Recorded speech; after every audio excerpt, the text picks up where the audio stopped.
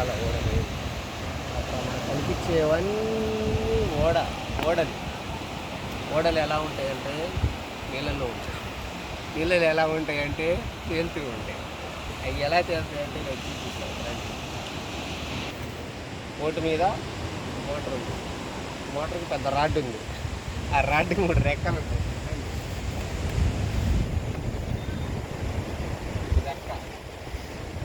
Propeller అంటారు ఇది. ఈ ప్రొపెల్లర్ తోటి మనకి బోట్ ఎలా వెళ్ళాలనేది డైరెక్షన్ చూపించింది. సింగిల్ ఒక్క రాడ్డే. ఈ రాడ్ కనుక మనకు సముద్రంలోకి వెళ్ళిన తర్వాత అది పనిచేయలేదు అనుకోండి, ఈ బోట్లో ఉన్న మత్స్యకారులకి పెద్ద రాడ్డు పడి. కామెంట్ కాదు, మామూలుగా చూస్తున్నా. ఇది వచ్చేసి అది చూపించింది అది యూట్యూబ్.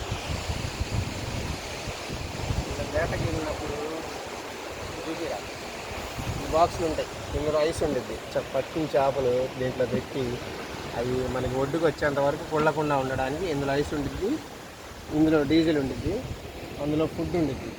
ఇది లోపలికి వెళ్ళి నైట్ మొత్తం ఉంటారు కదా, వేటకి వెళ్ళిన తర్వాత ఒక రోజు ఒక నైట్ ఉంటారు. అందులో ఫుడ్ ఉండిద్ది. పైన చూస్తే ఇవన్నీ ఏంటంటే ఇండికేషన్.